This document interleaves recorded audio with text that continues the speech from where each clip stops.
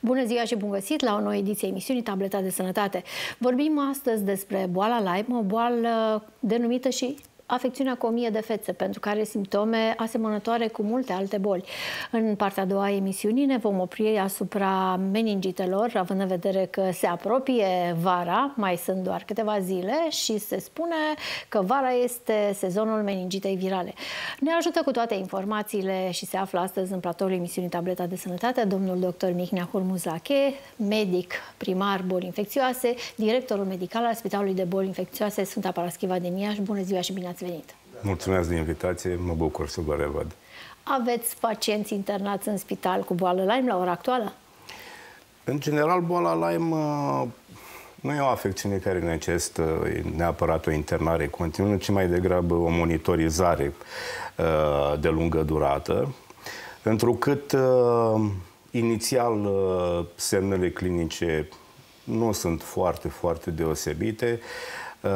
Uneori persoanele care au fost mușcate de căpușă nici măcar nu remarcă faptul că au fost mușcate de căpușă, atât din punct de vedere fizic, pentru că se poate întâmpla să fie undeva pe scalp, prin păr, pe spate și nu este observabil, sau chiar dacă e într-un loc care poate fi vizualizat de către persoana respectivă, adesea îl asociază cu țepături de țânțar, de păianjen și așa mai departe și nu fac o problemă, nu-și fac o problemă deosebită din punctul ăsta de vedere. Doar atunci când apare eritemul în zona înțepăturii, deci zona aceea de roșeață mai largă, așa, de-abia atunci o bună parte dintre persoane, cele care sunt avizate oarecum vis-a-vis de această boală. Din acest motiv facem și emisiunile de acest gen. Da, pe foarte bine, pentru că cu cât mai multă lume va cunoaște primele simptome, pentru că alea sunt, de fapt, cele mai importante. Da, și cele care ar trebui să facă respectiva persoană să adreseze unui medic de specialitate. Alea sunt, de fapt, cheia și esența și a tratamentului, pentru că în etapele ulterioare ale bolii, dacă atunci nu este tratat corect și, într-adevăr, a fost o infecție cu Borrelia burgdorferi, așa se numește această bacterie, da? Care determină boala Lyme, deja lucrurile devin un pic mai neplăcute și mai greu de identificat, pentru că e vorba despre afectare fie neurologică și care poate fi asociată cu orice altceva, fie despre afectare cardiovasculară. Trebuie spus că trebuie să facem o paralelă între o boală care este foarte cunoscută și boala Lyme, pentru că amândouă bacteriile fac parte din același grup de bacterii care se numesc spirochete. De ce se numesc spirochete? Pentru că au o formă spiralară. Și este vorba despre Treponema pallidum, deci cea care determină sifilisul, și Borrelia burgdorferi, mai este și leptospira, mă rog, dar ele două au o evoluție în timp oarecum asemănătoare. Adică eritemul migrator la boala Lyme, leziunea genitală în cazul sifilisului, afectarea în etapa a doua cardiovasculară, la fel la amândouă, și afectarea neurologică finală în stadiile tardive ale celor două tipuri de infecții.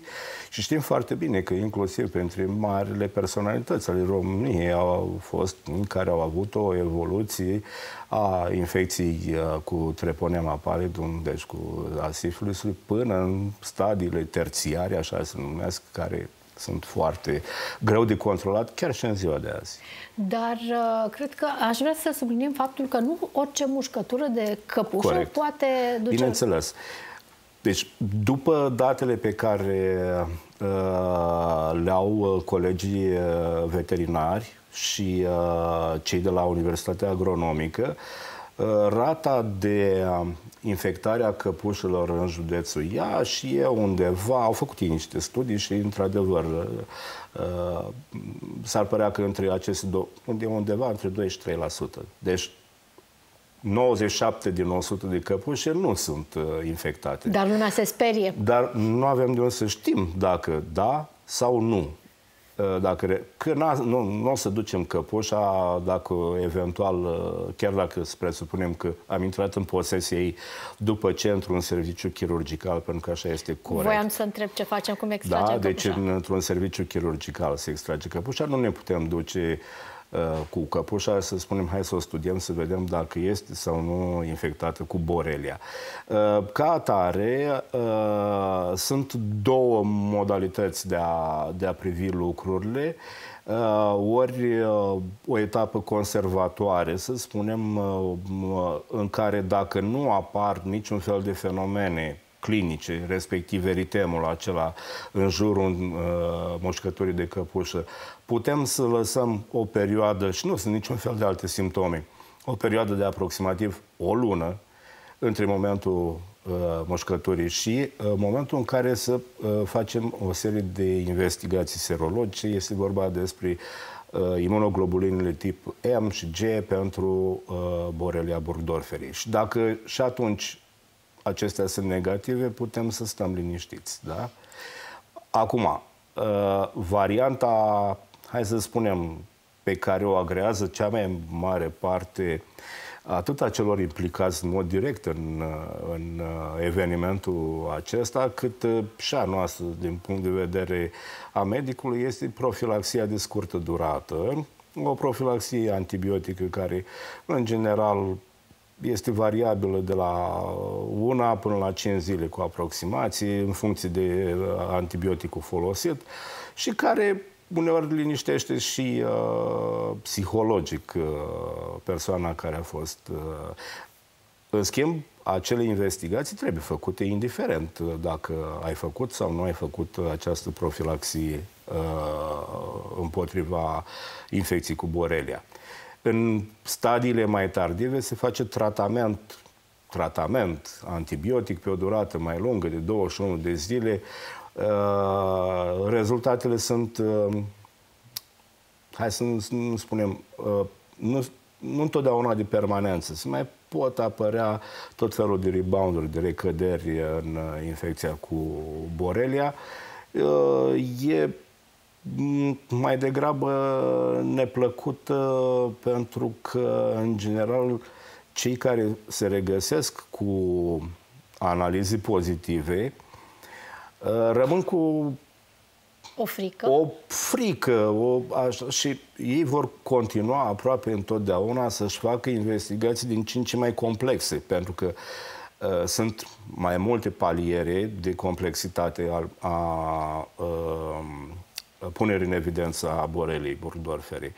Și unele sunt și costisitoare și foarte complexe și știți cum, cu cât sunt mai complexe uneori, cu atât sunt mai greu de definit să-i dai persoanei respective un răspuns concret. De exemplu, una dintre investigații studiază vreo 20 de microcomponente ale acestei bacterii. Da? Da?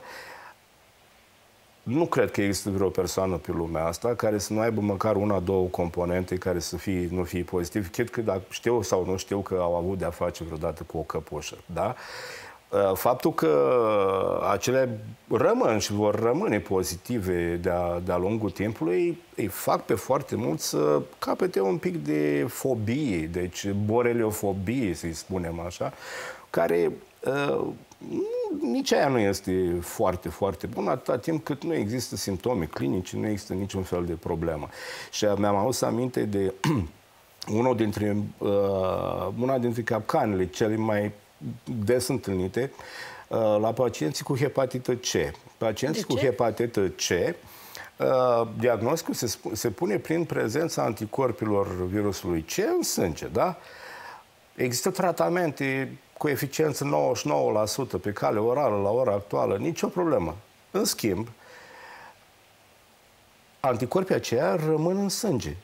Deci dacă te duci și te testezi în altă parte, lucru care s-a mai întâmplat pe screening-uri diferite, și persoana n-a spus că a avut. Da? a avut senzația că de fapt a făcut o recădere și că iar e bolnavă. Nu are nicio legătură. Ea rămâne în sânge, important e viremia care să fie 0 și atunci înseamnă că virusul nu e activ. De-aia spun că uneori și intrarea în tot felul de investigații din ce în ce mai complexe pune mari semne de întrebare. Mai mult încurcă decât poate, mai mult se încurcă uneori decât... trebuie să ne oprim unde lucrurile sunt evidente și să...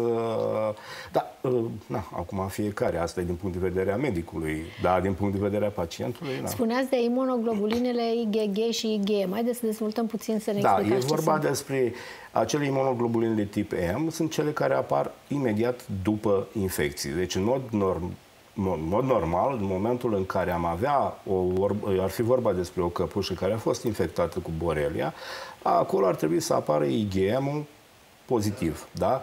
Dacă apare IgM pozitiv, înseamnă boală acută. IgG înseamnă anticorpi de fază tardivă, adică ai avut, organismul a reacționat și mai are în continuare niște anticorpi care sunt protectori. Să nu ne închipuim că acești anticorpi protectori sugerează faptul că boala Lyme se face o singură dată în viață. Nu. Poate fi făcută de mai multe ori, pentru că există și mai multe subtipuri de borelie. Și pentru că e denumită boala cu 1000 de fețe, înseamnă că pe lângă acel eritem are și alte simptome care o poate confunda. Da, pentru că mai poți să faci febră, mai ai dureri musculare, mai ai astenie, da, deci unele persoane pot reacționa în faza acută a bolii cu diverse tulburări de ritm cardiac minore, dar oricum palpitații, tahicardie și așa mai departe.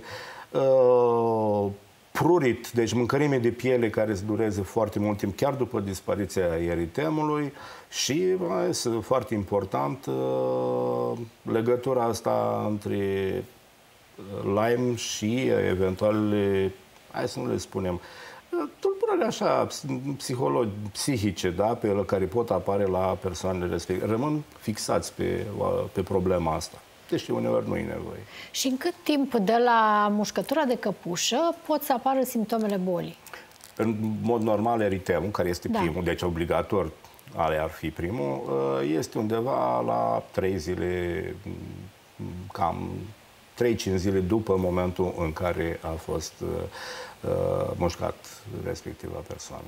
Și restul simptomelor apar? Restul simptomelor apar în perioade extrem de lungi de timp, e vorba de ani, da? Sau afectare neurologică chiar către 10 ani încolo, undeva, marea majoritate, dar de obicei o boală care ajunge să fie diagnosticată fie la început și dacă n-a fost atunci, sigur poate fi diagnosticată măcar în faza a doua, să nu ajungă în faza neurologică. Deci există mai multe stadii de boală ale bolii Lyme. Da. Deci ultima este afectarea neurologică cu, repet, simptome absolut asemănătoare celei a infecții cu treponema, cu paludum, cu sifilis, exact la fel. Se spune că este o boală care totuși este greu de diagnosticat. Pentru că multe persoane se gândesc la alte afecțiuni până să ajungă la... Dacă le pui cap la cap, atât clinic, cât și context, că nu prea există... Deci, când apare eritemul ăla, lumea își pune problema în mare măsură ce-o fi ăla și imediat după aia mulți fac conexiunea, aoleu, am fost la pădure, era o mulțime de boschezi pe acolo, îi plac foarte mult tufișurile, deci aia este zona preferată de către borelii, așa, și fac o conexiune între cele două și nu mai așteaptă până să ajungă ei în a doua fază de boală, da? Doar cei care n-au remarcat, care, mă rog, au ignorat, poate, semnele primare ale bolii, pot să ajungă în fazele mai avansate. Și dacă nu reușim, ignorăm eritemul sau nu ne dăm seama, sau cum ați spus, este o mușcătură în spatele de urechi, de exemplu, și n-am văzut-o. Ducem boala mai departe, să zicem că e o căpușă cu Borrelia. Ce se întâmplă? Care sunt complicațiile pe care... Cardiovasculare, repet, deci la nivel cardiovascular și neurologic. Astea sunt cele două complicații majore.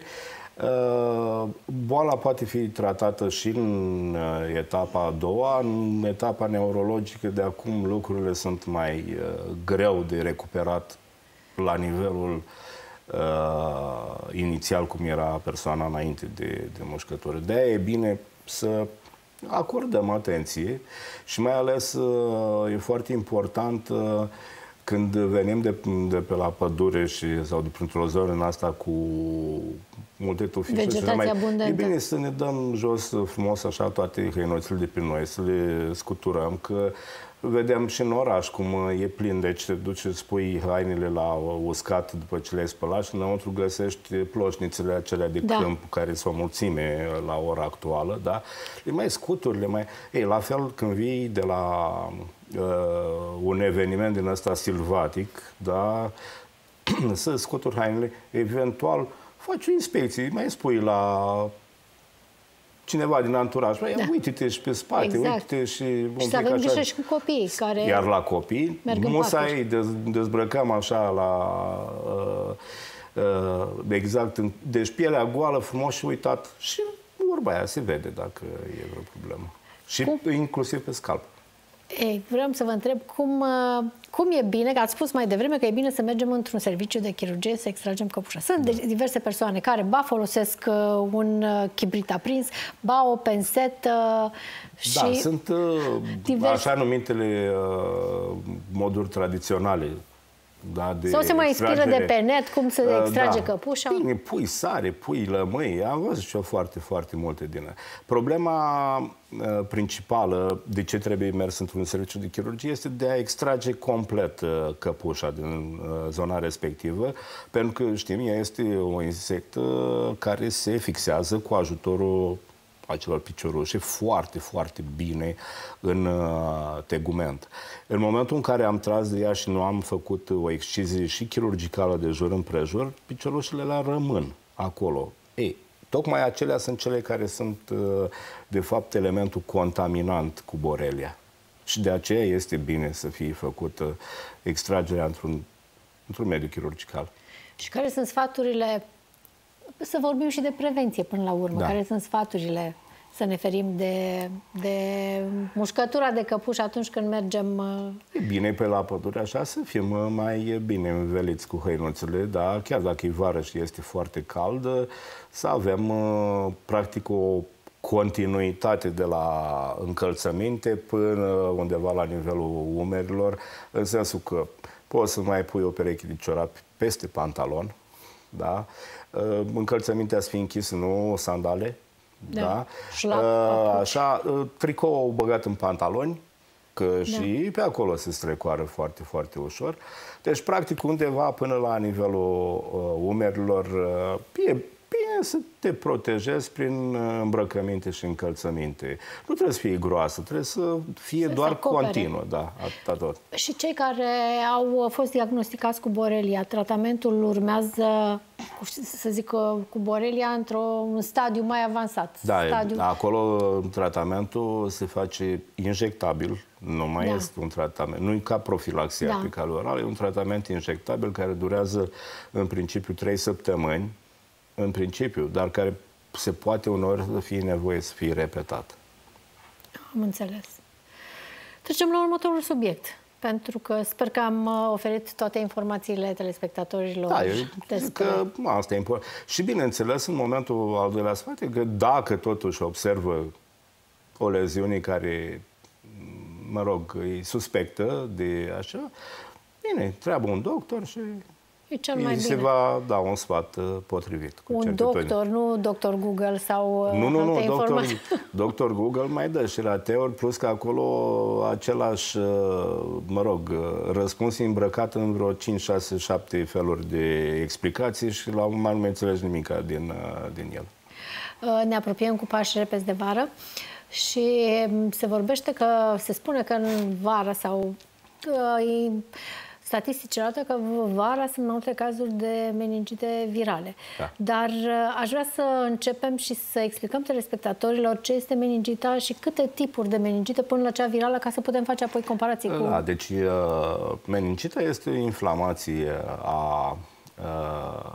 a acelei zone care înconjoară creierul uman, care se numește leptomeninge, da? Este o inflamație datorată la multe cauze, dar ne vom rezuma doar la cele infecțioase. Și aici meningitele pot fi bacteriene, virale, fungice sau cu parazitare. Deci cam tot ce înseamnă factor infecțios poate afecta în anumite condiții și leptomeningele. Această infecție a leptomeningelui duce la o infecție a lichidului cefalorachidian, care este în interiorul creierului peste tot și care circulă frumos prin ventriculii cerebrali până la nivelul măduvei spinării, da? De aia și puncția care o facem de obicei e la nivelul măduvei spinării, pentru că există o comunicare între zona cerebrală și zona... Puncția este metoda de elecție obligatorie. De certitudine. Da? Deci, meningitele bacteriene sunt mai rare, dar foarte severe și de obicei sunt legate de afecțiuni otice, antecedente, sinuzite, deci de multe ori de vecinătate, cum se spune. Sau pot să apară, de exemplu, în cursul unei pneumonii cu pneumococ. Pot să apară la copii meningita meningococică, care este foarte, foarte severă, cu mortalitate mare.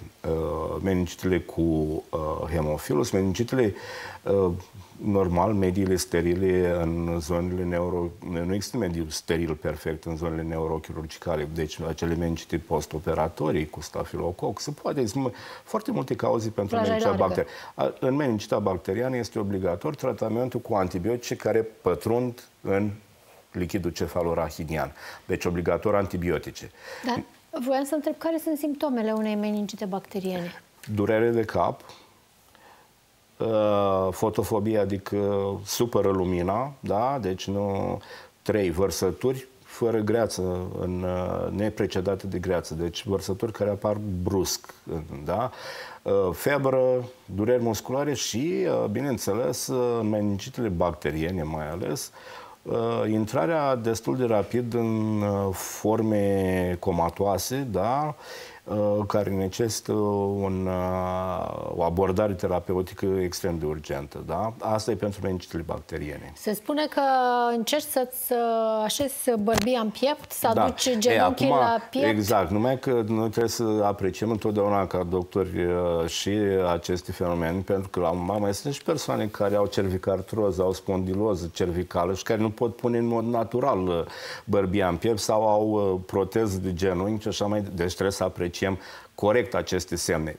Adică ele sunt pozitive la persoana care anterior nu avea niciun fel de problemă de genul ăsta. Sau mai auzisem proba paharului. Se pune un pahar pe piept și dacă se albește fundul paharului... Astea sunt dintr-o altă... Da, mă rog, dintr-o altă carte. Eu pe asta nu știu, dar putem încerca. Adică medicina alternativă poate să fie întotdeauna de folos. Nu, sunt semnele meningiene, un pachet cu vreo 6-7 tipuri de semne meningiene pe care le face medicul în mod activ sau în mod pasiv, pentru că se poate ieși în mod pasiv în condițiile în care pacientul e comatos. Nu mai e cu cine atunci să-i spui, pune bărbia în piept. Păi tu faci toate mișcările alea tu ca medic și apreciezi dacă există o rigiditate. De fapt, e rigiditate musculară. Asta este, de fapt, prezența semnelor meningiene. Al doilea tip de meningite, chiar mai frecvente, sau mai bine zis, cele mai frecvente în toate, sunt meningitele virale. Meningitele virale, într-adevăr, sunt mai degrabă regăsite în sezonul cald, da? Începând de prin mai până prin octombrie, cam pe acolo. Ca și evoluții sunt mult mai ușoare decât meningitele bacteriene, dar și printre ele pot fi meningite severe, cu evoluție severă, care poate conduce până la deces. De exemplu, am avut... Știm, în toată țara, meningite cu West Nile, cu virusul West Nile, care au dus la de țânțar, da? Un țânțar care a apărut relativ mai curând pe plaiurile noastre, așa, de vreo 20 un pic de ani. Se cheamă West Nile tocmai pentru că e din zona nord-africană acolo. Dar acum îl regăsim până la latitudini mult mai mari și peste România chiar. Afectează persoanele cu imunosupresii, deci cu imunitate mult scăzută. Acolo sunt formele mai nefericite de boală. În rest, rămâne ca o meningită virală oarecare. Dar cum poate fi transmisă? În afară de înțepătura de țânțar. Atât. Doar prin înțepătura. West Nile-ul. Da. Celelalte, de exemplu, cele cu enterovirusuri, pot fi transmise. Deci, cele cu enterovirusuri se transmit pe cale digestivă, de aia se numesc enterovirusuri. Și aici avem ecovirusuri, coxsackie-virusuri, da? Deci formele de transmitere a unei meningite virale sunt multiple. Mai sunt cele care pot fi unele pe cale respiratorii. Mai este contactul cu rozătoarele. Deci, la un moment dat, dacă ai un indirect, nu neapărat pui mâna pe dar contact pe suprafețe contaminate și așa mai departe, la fel se poate dezvolta o meningită virală. Pentru meningitele virale, cu excepția celor cu herpes virusuri, adică cu orice virus herpetic, care au tratament specific antiviral, și știm că am auzit toți de acum de aciclovir și de anciclovir, deci restul nu au un tratament specific. Se vindecă de la sine? Da, pur și simplu natural. Totul este să potolești un pic reacția imunitară în lichidul cefalorachidian prin administrarea de glucocorticoizi, adică dexametazonă, hemisuccinat. Mă rog, dexametazonă este cea mai bună dintre toate. Da? În rest, evoluția lor naturală este spre bine întotdeauna. Spuneați mai devreme de puncție din coloana vertebrală. Trebuie o pregătire specială a pacientului pentru asemenea În principiu, la ora actuală, corect este să-i faci un computer tomograf anterior. Așa ar fi. Dar sunt și cazuri de urgență. Gândiți-vă că până acum 15 ani nu făceam niciun CT, nimic, făceam puncții. Dacă ne se părea ceva neregulă, țineam pacientul la orizontală și nu-i făceam în șezut, da? Pentru că poate fi făcut și dacă pacientul e întors pe o parte, da? Și mai ales la cei comatoși, n-ai cum să-i pui pe scaun. Ei, acum mai nou este introdus fișa de consimțământ, trebuie să fie de acord ori respectiv, ori cineva din familie, ori dacă este vorba de un copil, deci cineva sub 18 ani, un minor, la fel unul dintre părinți. Trebuie să semneze că este de acord cu...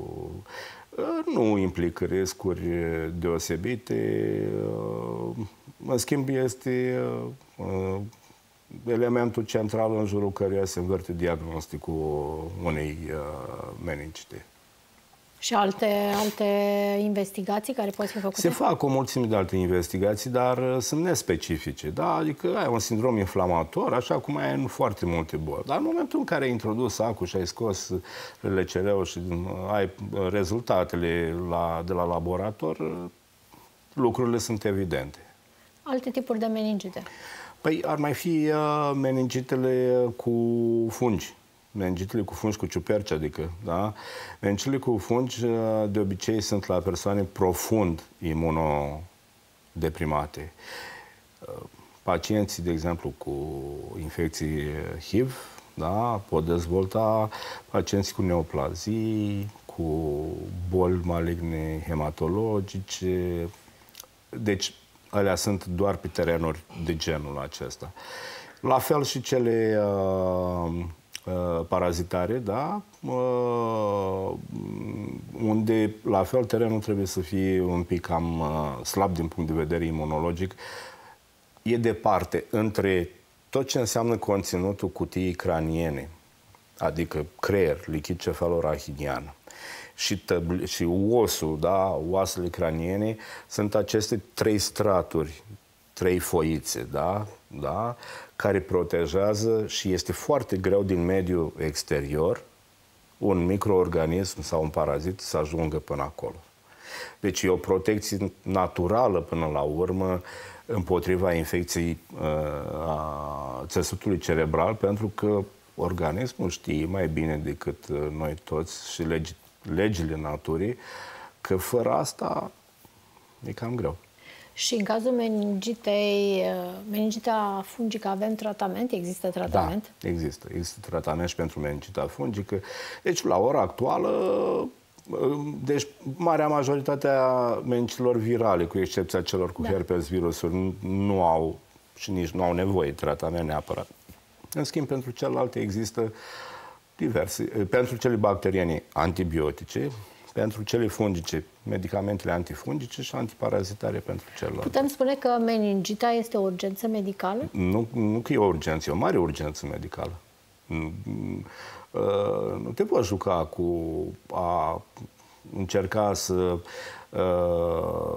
faci un pic de filozofie asupra diagnosticului. Trebuie să iei hotărâri rapide, pentru că la fel de bine se poate întâmpla evoluția să fie imprevizibilă și nu întotdeauna cea mai bună. Ca atare, a avea o atitudine terapeutică și diagnostică, bineînțeles, cât mai rapidă, reprezintă cheia de bolt în meningită. Complicațiile care ar putea fi? Multe. Deci de la cele în forme grave, la care, de exemplu, pacientul rămâne cu, practic, o infirmitate din punct de vedere motor, neurologic pe viață, până la unele mai ușurele, genul hipoacuzie, nu mai vede bine, unii rămân cu un sindrom, deci cu cefalee persistentă foarte mult timp, dar sunt și unele foarte, foarte severe în interiorul cutiei craniene, cum ar fi, de exemplu, abscesele cerebrale, care trebuie după aia operate, obligatoriu, și nu întotdeauna e ușor de operat abscesele cerebrale, că ele sunt situate prin tot felul de cotloane adânci ale creierului și știm că acolo înseamnă a lucra cu mari finețe pentru a putea rezolva lucrurile. Putem vorbi de prevenție în cazul meningitelor? Putem vorbi de prevenție doar în cazul contactului, de exemplu, a meningitei meningococice, care e la copil foarte frecventă și care se transmite pe cale respiratorie.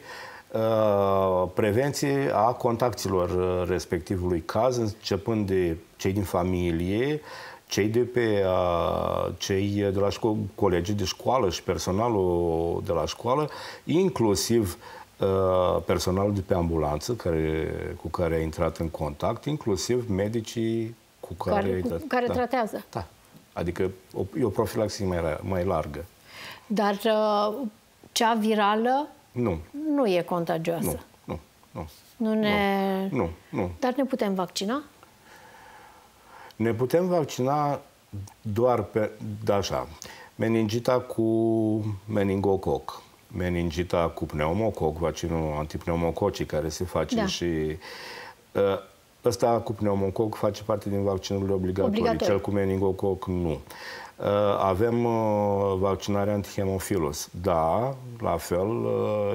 Pentru restul bacteriene, nu. Sunt și mai rare și nu are niciun sens. Iar pentru celelalte virale nu există niciun fel de soluții de vaccinare. Pentru cele fungice, la fel. Și altă prevenție cum putem face? Pentru alea virale? Da. Pentru alea virale ar trebui, la fel, în primul și în primul rând, igiena mâinilor. E foarte importantă, da? Pentru că o bună parte din virusurile, din enterovirusuri se transmit prin mâini murdare, deci pe care digestivă. Și au fost niște episoade epidemice în astea, cu 1000 și ceva de cazuri în 2-3 luni la noi prin anii 99, după aia prin anul 2003-2004 erau niște cozi, se stătea, făceam la momentul respectiv cam fiecare câte 15 puncții pe zi. Deci era ca alinierea, așa, că n-aveam scaune și doar ne schimbam mănuși, le schimbam acele și treceam la următorul și tot așa. Adică e posibil, deci, un mod de prevenție. Doi, la fel, în momentul în care ești într-o zonă cu ape, mai ales stătătoare, la fel, protecție împotriva țânțarilor. Într-un fel sau altul, da, e dificil. Și la fel și țânțarul care transmite West Nile-ul, nu toți țânțarii sunt infectați, să fie clar. E la fel ca la borelia. La fel, da, exact ca la căpușă. Da. Dar anul acesta ați avut cazuri de meningită în spital? Și ce Chiar tipuri? acum. Chiar acum. Chiar acum. Ce tip de meningită aveți și ce? Meningită virală, deocamdată virală, trebuie să ne vină rezultatul de la West Nile și de la enterovirusuri, pentru că se lucrează prin Direcția de Sănătate Publică. Dar, în general, în perioada verii aveți cazuri multe de meningită? Ani și ani. Ani cu mai puține, ani cu tăvălug. Și pentru că ziceați la un moment dat de mâini curate. Și hepatita A este boala mâinilor curate. Sigur că da. Orice boală cu transmitere și dizenteria, la fel, mai speli fructele, da, și hepatita E tot prin consumul de obicei de lichide care sunt contaminate, dar tot pe cale digestivă. Și care sunt cele mai frecvente afecțiuni cu care vă confruntați în perioada verii? Sunt foarte, foarte multe gastroenterocolite, pentru că, într-adevăr, aici lucrurile, lumea mănâncă, nu spală, nu-și mai spală mâinile, nu mai are grijă atât de mult. Destul de multe infecții ale aparatului urinar, pentru că... De ce? Există o anumită predispoziție. Mai sunt și vara, din când în când, mai sunt zile, uitați, cum sunt și acum, mai friguroase.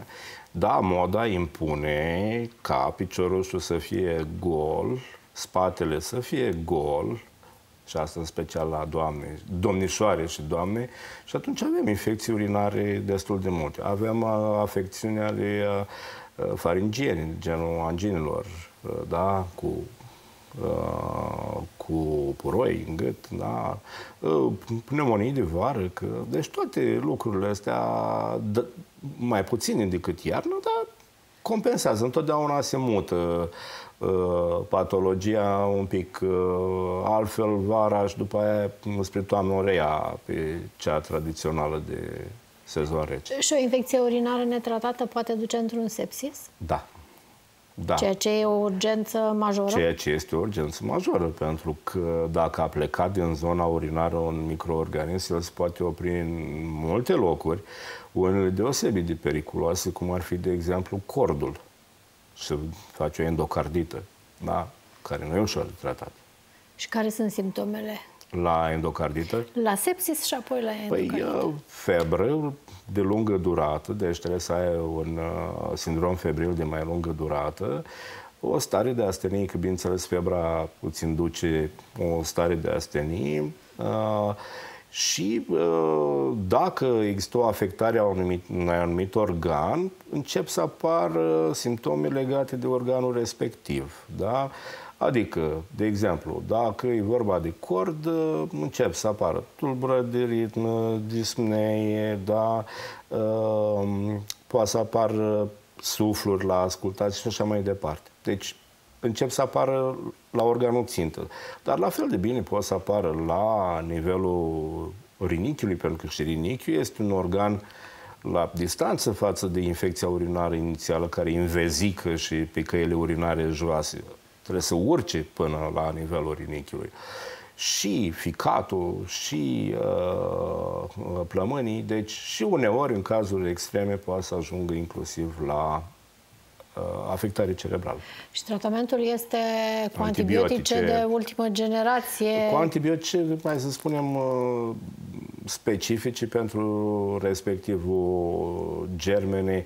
Atunci când îl știm, e ușor că avem antibiogramele la îndemână. Când nu îl știm, pentru că de multe ori pacientul mai ia înainte de a veni... Aici voiam să ajung, că suntem cunoscuți, că avem o rezistență, consumăm antibiotice, fie că e nevoie, ne place. Oricum, e îmbucurător totuși că în ultimii ani lucrurile s-au mai pus la punct, adică ce înseamnă asta? Că nu te mai prea poți duce la o farmacie doar așa să spui ce antibiotice aveți. Păi peretele ăla e plin cu antibiotice, alegeți-vă. Nu, trebuie să ai o rețetă care să fie recentă, cu număr de înregistrare tot cu parafa unui medic neapărat. Adică nu te mai poți duce să consumi efectiv antibiotice. Și dacă pacientul are rezistență la antibiotice, adică sau nu știți antibioticul pe genul respectiv? Deci dacă nu-l știm, atunci bineînțeles că folosim în principiu ceea ce se numește terapie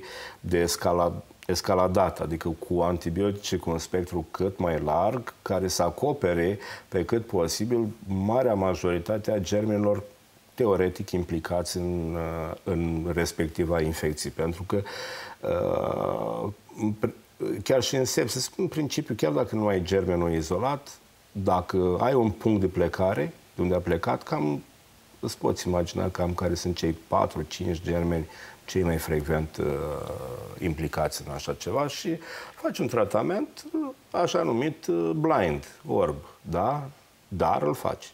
De ce înseamnă bacterie gram pozitivă și gram negativă? Păi, primul lucru pe care îl faci în anul 2 la facultate, la microbiologie, în afară de... Deci este clasificarea câți bacterii, virusuri, fungi și așa mai departe și întotdeauna se începe cu bacteriile. Da? Bacteriile și acolo este această colorație gram, așa se numește, colorație gram, care o parte dintre bacterii se colorează în roșu, o parte se colorează în albastru. Unele se numesc gram pozitive, unele se numesc gram negative și funcție și de forma lor se numesc coci, cei care sunt rotunzi, sau sub formă de bastonașe bacili.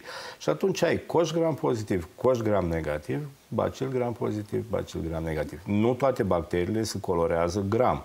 Sunt unele care nu se colorează gram, sunt alte tipuri de... Da, auzim diverse afecțiuni bacteriene, că e cu bacterie gram pozitivă sau gram negativă. Da, COVID mai este? Așa pe ultimele minute de emisiune. O fi. Mai aveți în spital cazuri de COVID? Așa, unul la intervale mari de timp. Simptome?